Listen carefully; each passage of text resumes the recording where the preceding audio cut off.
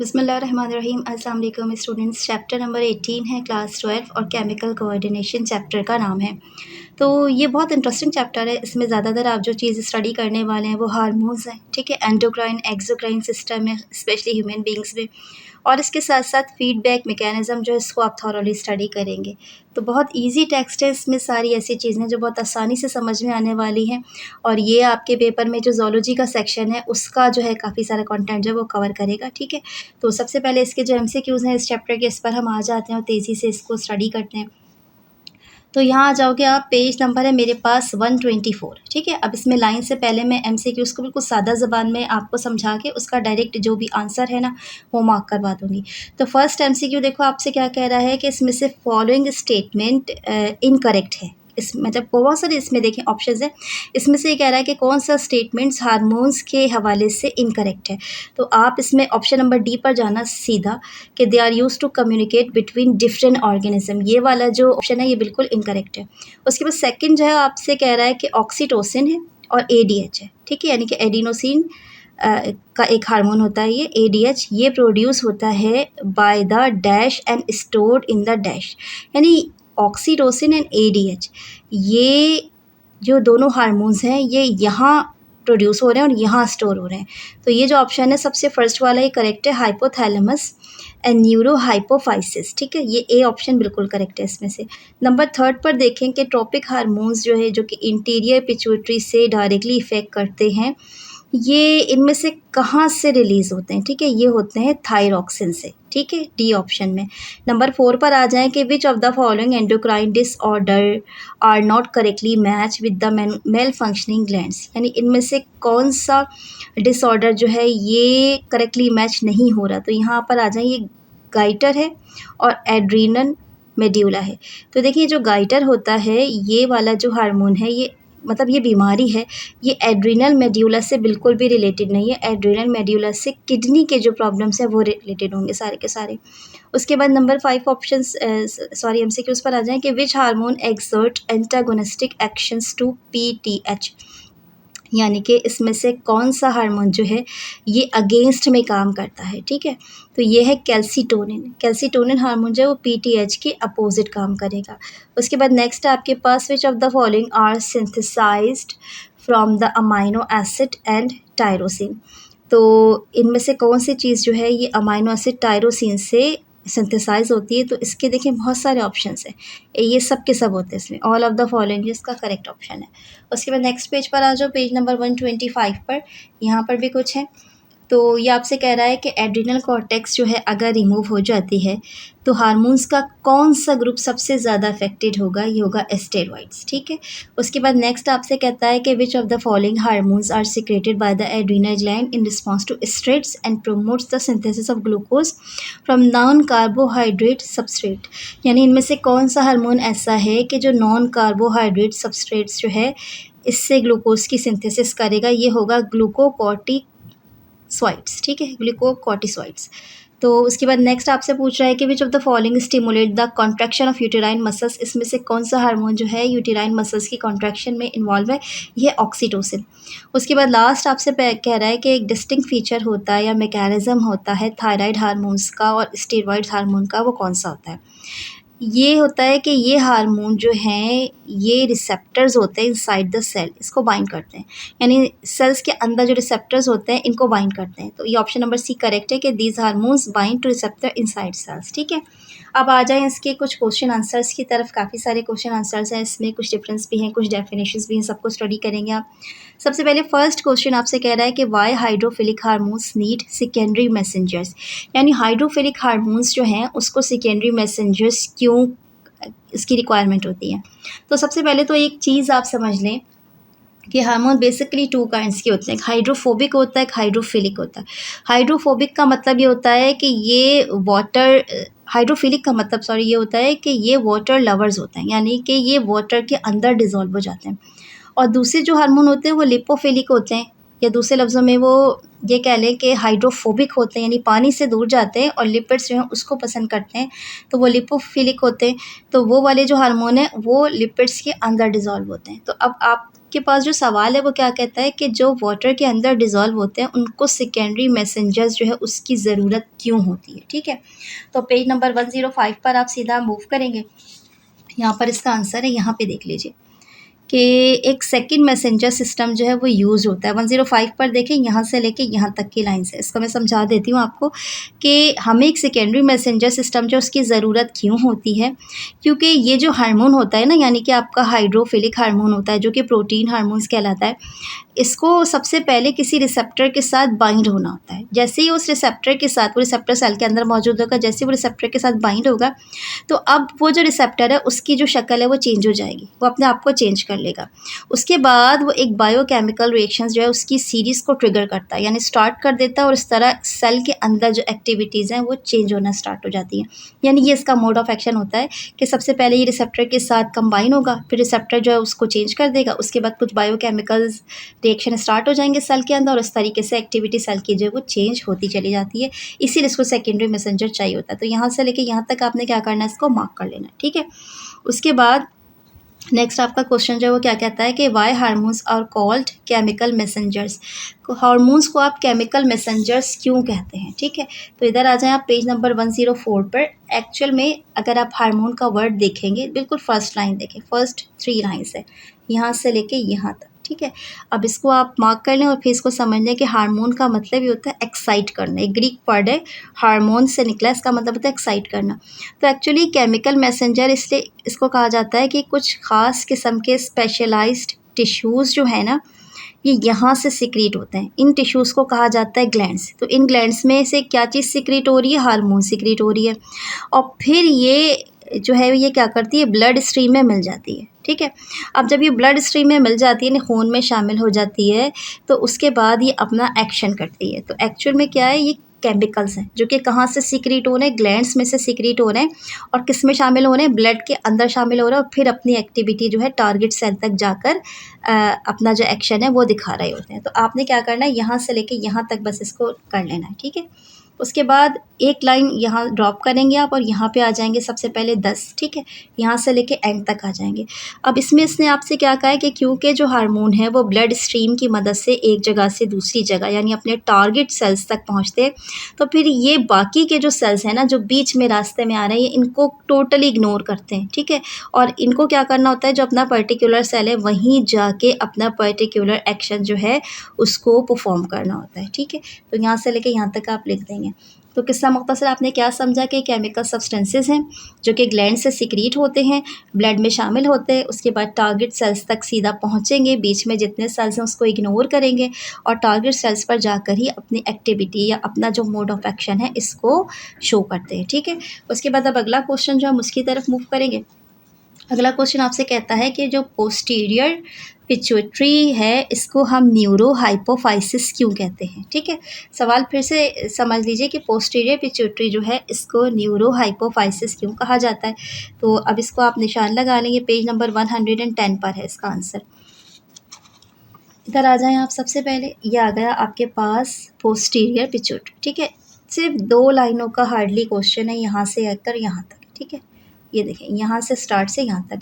अब इसको समझ लें कि जो पोस्टीरियर पिट्यूटरी है इसमें 2 किस्म के न्यूरो सिक्रेटरी सेल्स जो हैं इनकी एंडिंग होती है, ठीक है। यानी वो सेल्स जो हैं वो रिलीज़ तो होते हैं कहाँ से, हाइपोथैलेमस से, लेकिन एंड किधर होते हैं, पोस्टीरियर पिट्यूटरी में। कौन से सेल्स होते हैं, ये न्यूरो सिक्रेटरी सेल्स होते हैं। इसी वजह से हम इसे क्या कहते हैं, हम इस पोस्टीरियर पिट्यूटरी ग्लैंड्स को न्यूरो हाइपोफाइसिस भी कहते हैं, ठीक है। यहाँ से लेके यहाँ तक आपने जस्ट मार्क करना है। अब क्वेश्चन नंबर 4 जो है उसको हम देखते हैं। छोटे छोटे से सवाल है, मैंने वीडियो के शुरू में आपसे कहा था बहुत आसान टॉपिक है इस वाले चैप्टर के, इसको ज़रूर कवर कीजिएगा सबको। अभी आपसे कहता है कि इनलिस्ट करना है आपको हार्मोन्स ऑफ इंटीरियर पिट्यूटरी, ठीक है। पेज नंबर 108 पर आ जाएंगे आप। एक चीज़ का ध्यान रखिएगा यहाँ पे कि ठीक है, ये क्वेश्चन जो है ये शॉर्ट में है, लेकिन इसके बावजूद इसमें आपको थोड़ी सी डिटेल लेनी पड़ेगी। है शॉर्ट में, लेकिन सिर्फ नाम लिखने से काम नहीं चलेगा, आपको इन हार्मोन्स जो है उनका एक्शन जो है ये भी बताना पड़ेगा, ठीक है, कि क्या काम करते हैं। तो सबसे पहले तो आपने क्या करना है, यहाँ से देखें, यहाँ से आपने मार्क करना है कि ये देखें, इंटीरियर जो पिट्यूटरी है एक इंडिपेंडेंट एंडोक्राइन ग्लैंड है जो कि एटलीस्ट 7 एसेंशियल हार्मोन्स जो है इसको प्रोड्यूस करता है। ठीक है, सबसे पहले आपने 2 लाइनें लिखी यहाँ से लेके यहाँ तक कि इंटीरियर पिट्यूटरी से 7 जो हार्मोन्स हैं वो रिलीज़ होते हैं। उसके बाद अब आप यहाँ पर आ जाएँ, सबसे पहले ये लाइन से जितने भी हार्मोन्स हैं ना इन सब का नाम लिखेंगे और इसका एक्शन बताएंगे। तो पहला जो हार्मोन है इसको ACTH कहा जाता है, यानी क्या कहलाता है, एड्रीनो कॉर्टिकोट्रोपिक हार्मोन।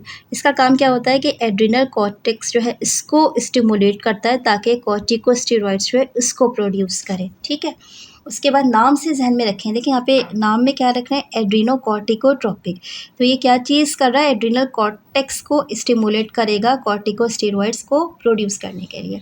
नेक्स्ट पर आ जाइए, अब आप पेज नंबर 109 पर, ये लाइन से यहाँ तक के हार्मोन्स हैं आपके पास। ठीक है, उसके बाद है आपके पास मेलेनोसाइट स्टिमुलेटिंग हार्मोन, जिसको आप MSH भी कहते हैं। इसका काम क्या होता है कि ये मेलानिन पिगमेंट जो है इसकी सिंथेसिस करता है और स्किन में इसकी डिस्पर्जन करता है। अभी मेलानिन पिगमेंट क्या करता है, ये आपके स्किन कॉम्प्लेक्शन को डिसाइड करते हैं कि आपको डल कलर है या आपका बहुत फेयर कलर है। तो ये सारी की सारी आपके जो मेलानिन पिगमेंट है इसके ऊपर डिपेंड करती है। उसके बाद नेक्स्ट आपके पास ग्रोथ हार्मोन। ठीक है, इसको सोमेटोट्रोपिक हार्मोन भी कहा जाता है। ये क्या करता है, मसल्स की, बोन्स की और दूसरे टिश्यूज़ की जो ग्रोथ है उसमें इन्वॉल्व होता है। उसके बाद आपके पास प्रोलैक्टिन। ठीक है, ये खास तौर पे सिर्फ फीमेल्स में पाया जाएगा। क्या करेगा, मेमेरी ग्लैंड्स जो हैं इनको स्टिमुलेट करेगा कि मिल्क प्रोड्यूस हो। ठीक है, ये मदर्स के लिए है। उसके बाद है नेक्स्ट आपके पास थायराइड स्टिमुलेटिंग हार्मोन, जिसको TSH कहते हैं। ये क्या करता है, थायरॉइड जो आपका थायराइड ग्लैंड है इसको स्टिमुलेट करेगा कि वो वहाँ से थायरॉक्सिन जो इसको प्रोड्यूस करे। ठीक है, नेक्स्ट आपके पास ल्यूटिनाइजिंग हार्मोन, जिसको LH कहते हैं, ये स्टिमुलेट करता है गोनेड्स में। अब गोनेड्स में मेल और फीमेल दोनों के गोनेड्स शामिल हैं, यानी कि टेस्टिस और ओवरीज।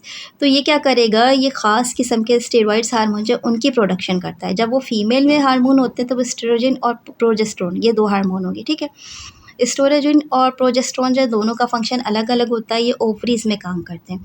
जबकि अगर ये मेल में काम करेगा तो मेल में जो टेस्टिस है यहाँ पर टेस्टोस्टेरोन के नाम से जो हार्मोन है उस पर काम करेगा। ठीक है, उसके बाद लास्ट है आपके पास यहाँ पे फॉलिकल स्टिमुलेटिंग हार्मोन, इसको FSH भी कहा जाता है। ये क्या करता है, जो फीमेल्स हैं इनमें ओवरियन फॉलिकल्स जो है उसकी डेवलपमेंट को स्टिमुलेट करता है।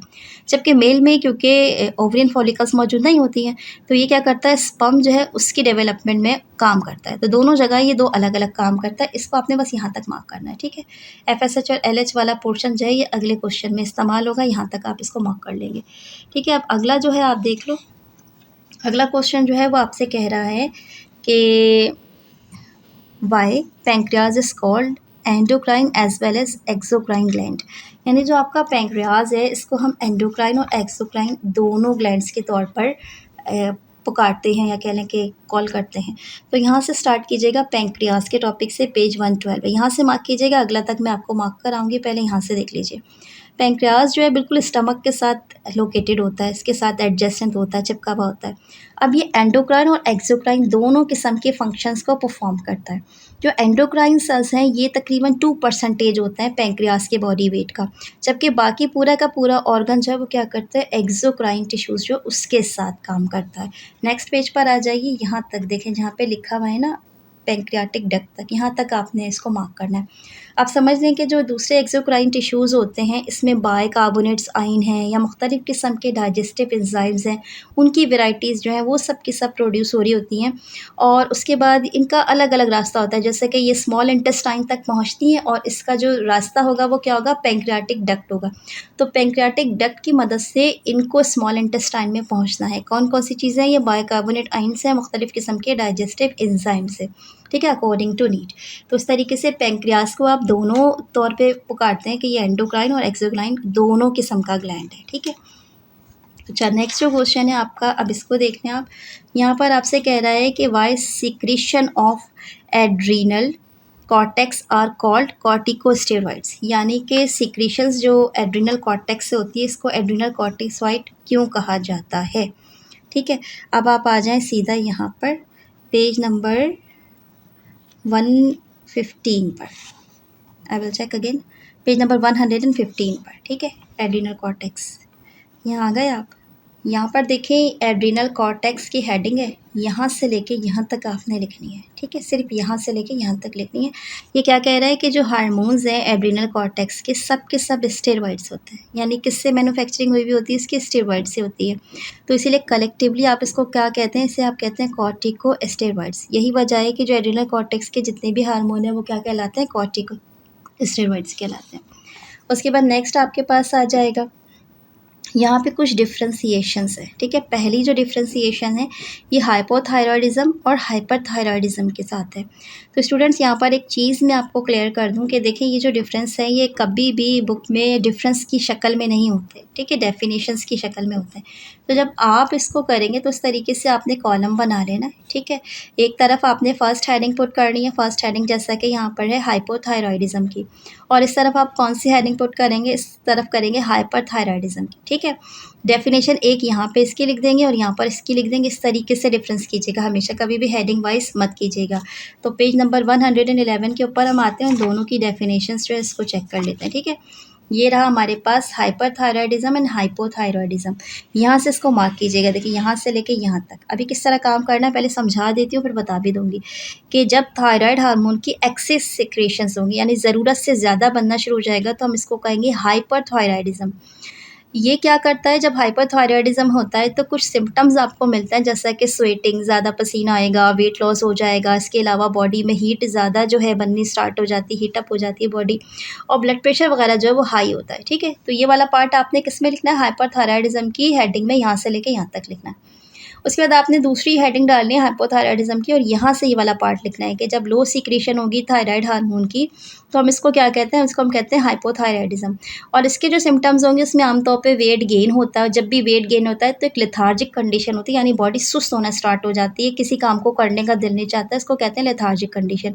और इसके साथ साथ ऐसा भी होता है कि जिस्म जो है वो ठंडा रह जाता है, यानी कि कुछ कोल्ड इंटॉलरेंस हो जाती है जितने भी एडल्ट्स हैं, ठीक है। तो ये आपका पहला डिफरेंस हो गया हाइपोथायरॉयडिज्म एंड हाइपरथायरॉयडिज्म। उसके बाद जो दूसरा आपके पास है ये है इंसुलिन एंड ग्लूकागोन, दोनों एक दूसरे के अपोजिट हार्मोन है। पेज नंबर 113 पर आप आ जाएंगे, यहाँ देखें, यहाँ पे आप इधर पे आ जाओगे, ये इंसुलिन एंड ग्लूकागोन, यहाँ से लेके यहाँ तक ध्यान से लिखिएगा इसको, एक तरफ इंसुलिन दूसरी तरफ ग्लूकागोन की हेडिंग पुट करके, कि इंसुलिन और ग्लूकागोन जो एंटागोनिस्टिक हार्मोन होते हैं। तो अब आप सबसे पहले इस तरह कहेंगे कि कंसंट्रेशन ऑफ ब्लड को तो ये रेगुलेट करते हैं, लेकिन यहाँ इस तरीके से लिखिएगा कि अगर ब्लड शुगर जो है वो राइजेज होगी तो इंसुलिन रिलीज़ होता है। ये वाला पार्ट किस पे लिखेंगे आप, इंसुलिन वाले पोर्शन में लिखेंगे कि जब ब्लड शुगर जो है या ब्लड ग्लूकोज जो है वो राइज़ हो जाती है, तो उस वक्त की, जैसे कि फॉर एग्जांपल उन्होंने बताया किसी खाने के बाद हो जाती है, तो उस वक्त इंसुलिन रिलीज़ होती है। ये जो इंसुलिन है इससे क्या होता है कि ज़्यादातर बॉडी के सेल्स में ये डिस्ट्रीब्यूट शुगर करने के बाद जो एक्सेस होती है ये बच जाती है शुगर में, और उससे क्या होता है कि जिस्म में शुगर की जो बीमारी है वो हो जाती है। ये एक्सेस की बात हो रही है, ठीक है, इंसुलिन में एक्सेस की बात हो रही है, जब ये बहुत ज़्यादा एक्सेस होता है। अब दूसरा जो हार्मोन है ये इसको बैलेंस करने के लिए होता है, ये होता है ग्लूकागोन। ये यहाँ से लिखेंगे आप, यानी इंसुलिन वाला पार्ट आपने इंसुलिन वाले सेक्शन में लिख दिया। अब ग्लूकागोन वाले पार्ट में आप ये लिखोगे कि जब ब्लड ग्लूकोज लेवल जो है वो ड्रॉप होता है। फॉर एग्जांपल किसी बंदे ने क्या किया कि नाश्ता स्किप कर दिया या वो फास्टिंग में है, तो अब उसकी बॉडी का ग्लूकोज डाउन हो जाता है, तो ऐसे वक्त में ग्लूकागोन जो है वो रिलीज़ होगा। ये क्या करेगा कि लिवर के एंजाइम्स को एक्टिवेट करेगा और कहेगा कि आपके पास जो पहले से स्टोर्ड शुगर है, जो ग्लाइकोजन की शक्ल में मौजूद है, जो आपने स्टोर की हुई है, इसको रिलीज़ करें, ताकि ब्लड में जो शुगर का लेवल है ये क्या हो जाए, नॉर्मल हो जाए, ठीक है। तो ये दोनों एक दूसरे के एंटागोनिस्टिक होते हैं। उसके बाद अगला जो हार्मोन है आपके पास, ये देख लें, ये है कैल्सिटोनिन एंड पैराथायराइड हार्मोन, जिसको पीटीएच भी कहा जाता है, ठीक है। तो यहाँ पर आ जाए आप, पेज नंबर 111 पर है ये देखें, ये है आपके पास कैल्सिटोनिन। इसको कैल्सिटोनिन वाले कॉलम में आपने लिखना है कि कैल्सिटोनिन का काम क्या होता है, कि ये आमतौर पर एक ऐसा पेप्टाइड हार्मोन है जो कि आपके जो कैल्शियम आयन का लेवल है ब्लड में, इसको क्या करता है, मेंटेन करता है। अगर कैल्शियम आयन की कंसंट्रेशन बढ़ जाएगी, ब्लड में बहुत ज़्यादा हो जाएगी, तो ये क्या करेगा, जो एक्स्ट्रा कैल्शियम है इसको बोन्स में ट्रांसफ़र करना शुरू कर देगा, ताकि ब्लड के अंदर जो कैल्शियम की कंसंट्रेशन है वो थोड़ी सी कम हो जाए और मेंटेन हो जाए, ठीक है। ये क्या, कौन सा हार्मोन है आपका, कैल्सिटोनिन। अब दूसरी साइड पर आप कौन सा लिखेंगे, पीटीएच, यानी कि पैराथायराइड हार्मोन। इसमें आप बताएंगे कि ये क्या करता है, ये जो पैराथायराइड हार्मोन है ये आमतौर पर जो ब्लड में कैल्शियम की जो लेवल है इसको डिक्रीज़ करता है, यानी इसको डाउन करने में इस्तेमाल होता है। यानी फ़र्ज़ कर लीजिए कि ब्लड में कैल्शियम की जो कंसंट्रेशन है बहुत ज़्यादा है और अब उसको कंट्रोल करना कैल्सीटोनिन के हाथ में नहीं है, तो पैराथायरॉयड हार्मोन क्या करेगा, उसके लेवल को डाउन कर देगा। तो यहाँ से लेके यहाँ तक आप लिखेंगे, ठीक है? किस में लिखेंगे? पीटीएच वाले कॉलम में। अब उसके बाद आपके पास एक लास्ट डिफरेंस और बचा है जो कि है लिपोफिलिक एंड हाइड्रोफिलिक हार्मोन्स का। ये बिल्कुल स्टार्ट में चैप्टर के 105 106 पर आप आओगे तो यहाँ देखोगे। सबसे पहले ये वाला हार्मोन है आपके पास जो कहलाता है आपके पास हाइड्रोफिलिक हार्मोन। तो आप इसको लिखोगे कि हाइड्रोफिलिक हार्मोन्स जो हैं वाटर में सॉल्युबल होते हैं लेकिन लिपिड्स में इनसॉल्युबल होते हैं, इसी वजह से सेल मेम्ब्रेन से क्रॉस नहीं करते, ठीक है? ये हो गया आपका कौन सा वाला हाइड्रोफिलिक हार्मोन हो गया। अब इसी के बिल्कुल अपोजिट दूसरा जो हार्मोन होगा ये लिखेंगे आप। ये हार्मोन देखिए ये रहा, ये आपका कहलाएगा लिपोफिलिक हार्मोन, ठीक है? तो आप यहाँ से लेके यहाँ तक इसको लिखेंगे कि ये ऐसे स्टेरॉइड्स हार्मोन होते हैं जो कि लिपिड सॉल्युबल होते हैं, इसी वजह से ये सेल मेम्ब्रेन में आसानी से डिफ्यूज़ हो जाते हैं और रिसेप्टर्स के साथ आके बाइंड हो जाते हैं। तो ये इतने से जो 2.5 लाइन है ये आ जाएंगी आपकी, ठीक है? तो स्टूडेंट्स इसके साथ ही जो डिफ्रेंसिएशंस का पोर्शन है वो तो कंप्लीट हो गया। अब कुछ डेफिनेशंस हैं, इसको हम क्विकली देख लेते हैं, ठीक है? सबसे पहले ये बता दूँ मैं, इसमें तकरीबन 5 डेफिनेशंस हैं जो बुक में मिल जाएंगी, एक नहीं है जो मैंने लिख दी है, ठीक है? तो सबसे पहले आप लिखोगे हार्मोन्स को, पेज नंबर 104 पे आओगे हार्मोन्स के लिए। ये देखें, बिल्कुल क्वेश्चन में भी आपको मालूम था हार्मोन की डेफिनेशन क्या है। यहाँ से लेके यहाँ तक छोटी सी लिखेंगे कि हार्मोन जो है केमिकल मैसेंजर होते हैं जो कि स्पेशलाइज्ड टिश्यूज़ जिसको ग्लैंड्स कहते हैं वहाँ से सिक्रीट होते हैं और ब्लड स्ट्रीम में शामिल हो जाते हैं। बस ये 2.5 लाइनों की डेफिनेशन है, ये आ जाएगी हार्मोन्स में, ठीक है? उसके बाद अगला जो डेफिनेशन है इसको देख लें आप। अगला आपके पास है पेज नंबर 109 पर है, ये GNH है, ठीक है? तो GNH की यहाँ पे देख लें आप, इधर आ गए आप पेज नंबर 109 और GNH देखेंगे जी। तो ये FSH यहाँ से लगाइएगा, FSH से लेके फीमेल गोनेट्स तक, ठीक है? कि फॉलिकल स्टिमुलेटिंग हार्मोन और ल्यूटिनाइजिंग हार्मोन इनको कलेक्टिवली क्या कहते हैं, गोनेडोट्रोपिन्स, और इसको GNTH से रिप्रेजेंट करते हैं। इनका काम क्या होता है, ये मेल और फीमेल गोनेट्स जो हैं इसको स्टिमुलेट करती हैं, इसको एक्टिव करती हैं। तो यहाँ से लेके यहाँ तक आप लिखेंगे, ठीक है, इसकी डेफिनेशन में। उसके बाद पेज नंबर 111 के ऊपर है आपके पास गाइटर की डेफिनेशंस, ठीक है? आप नेक्स्ट पेज पर आ जाएंगे, बिल्कुल यहाँ पे गाइटर मौजूद है, इसको लिखेंगे, यहाँ से लिखेंगे। देखें ये गाइटर मौजूद है, यहाँ से लिखेंगे। कुछ कंडीशंस एसोसिएटेड होती हैं थायराइड हार्मोन की शॉर्टेज की वजह से, यानी फ़र्ज़ कर लीजिए थायराइड हार्मोन जो किसी की बॉडी में कम बन रहा है, उसकी शॉर्टेज हो रही है, तो ऐसे में ये जो है थायराइड ये इनलार्ज हो जाता है, साइज़ में बड़ा हो जाता है। इस बीमारी को हम कहते हैं गाइटर है।